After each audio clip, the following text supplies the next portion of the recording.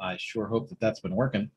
I turned on the computer, and sure enough, things weren't working. Like just now, I noticed the microphone was off. I sure hope something else was recording audio for the last 5 minutes. But outside of that, my Outlook wouldn't work. Different programs, different applications in my computer. My computer is only like 4 months old, 3 months old, something like that. Different applications weren't pulling up. And then I was like, well, I've been looking at changing, my email client anyway. And so I'm like, oh, well, let's just do this now. And so, taking a look at I already paid for it, right? So I'm already subscribed to Microsoft 365. And so it's like, all right, well, let's migrate this stuff over to 365. Let's sync this with this tool, and this tool. Let's get this laptop talking to this laptop. Let's do, and you got all these things going on, right? Well, and then I had the call with Craig, which was a great call. And then I had a call with one of my peers in the power sports industry. And, it's just phenomenal to stay connected with people that have similar passions and are, I want to say like-minded, but I don't want that to run the risk of saying, well, now you're in a bubble because you're only talking to people that are like you. Now, we're very different people, but we have the same passion in power sports and leadership and seeing things move forward. And so it's always great to talk to those types of people. So now here we are. It's almost 11:30 in the morning here in California, right? I've been very transparent with you and told you that what I got up with the goal to do today is not yet done. And the temperature is climbing through the roof. My work area here gets hot about midday. I've got a little portable cooler here. You can probably hear the fan off on the side running. It's a distraction when things get hot enough.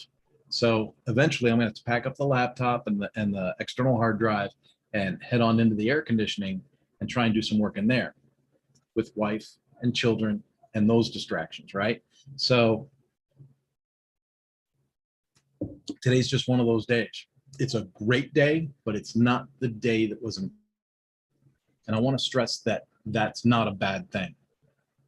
If you're the customer whose website I was going to work on, for the last 5 hours, if you're that customer, you might see this as a bad thing. But even then, it's not a bad thing. The positivity and the work and the relationships that have been maintained today are absolutely a bonus, absolutely a plus. And that's what I want to communicate. Just because your plan doesn't work out the way you saw it doesn't make it bad. Doesn't make it, there's that phrase, if you're a Christian, they say, even what others mean for ill or for bad or for evil, right? Even what others might intend for evil, God can make good. And even if you're that customer, do you want the distracted Kurt working on your web project, or do you want the focused Kurt working on your project and getting it right the first time, right? And so even if you were the plan that got backburnered, that's still not bad. You're going to get the better product, even though it might be 3-4 hours later, right?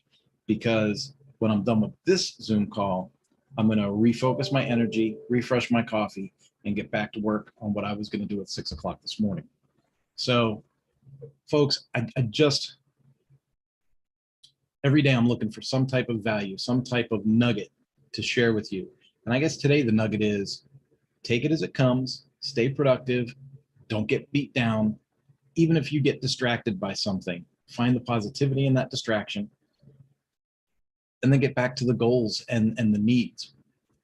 Lately, I've been having a lot of realizations between wants and needs, and being able to understand the difference between a want and a need, and knowing that you have to focus on the needs. You have to focus on the needs. But our human nature is that we focus on wants and we go, gimme, gimme, gimme, gimme, gimme, right?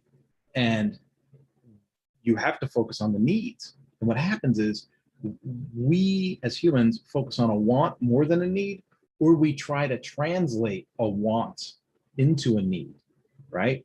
So if this gets too heavy, right? If we overburden the needs part of our scale, we end up not being able to get things done. That's what we call failing, right? We're going to fail. Now, John Maxwell would say you could fail forward, right? But you're going to fail forward through changing, right? And you're going to find balance somewhere. So my focus part of my focus over the last month has been identifying the difference between a want and a need, and being okay with saying, you know what, that's a want. It's not a need, and it doesn't even need to be on the scale. The freedom that that has given me to dismiss things as wants and say, that's simply a want. It's not even close to being a need. I can go.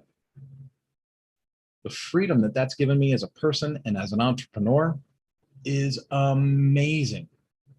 Absolutely amazing. Are there things I want? Absolutely. Do I want 200 dealers in the Power Sport Academy? Yeah. Do I want 100 users in the Challenge Connection? Absolutely. That'd be fantastic. Right? Do I want to see my YouTube grow to 1,000 subscribers so I can have some benefits that YouTube provides? Yeah, absolutely. I want all that stuff. Are those things needs? No, they're not needs, right? When I have a paying client that's paying me to create something for them, well, that becomes a need, because the Mañana no Mas mantra is on time and under budget, right?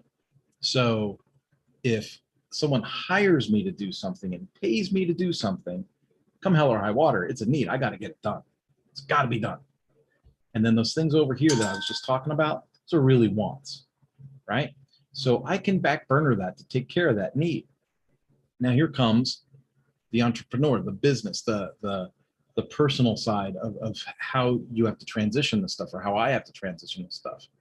At some point, I'm gonna have to say no to additional clients that are paying me and focus on one of these wants to transition it to a need, right? So that gets that energy at that time. Now, I'm not saying I just blow things off and never touch them, right? But as a need, I focus on what has to get done to satisfy that need for that day. And then the wants can kind of backfill the open spaces, right? It's the same with all elements of life. I have a 2002 Suzuki Hayabusa. Would I like to have, a new Ducati? Yes, I would love to have a new Ducati. But it's a want. It's not a need, right? I don't even really need the Hayabusa, to be honest with you. But when you live in California and lane sharing is legal and you can cut your travel time in half by having a motorcycle, it does kind of transfer more to the need side. But it doesn't need to be a Hayabusa. It could be the DR650 that's sitting over here too. Is the DR650 a need or a want? It's a want, right?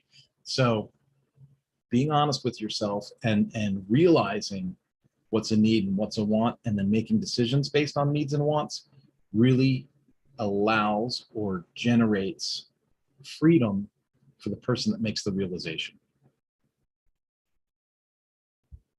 There we go. I'm going to call that one done, folks. I will see you tomorrow on the next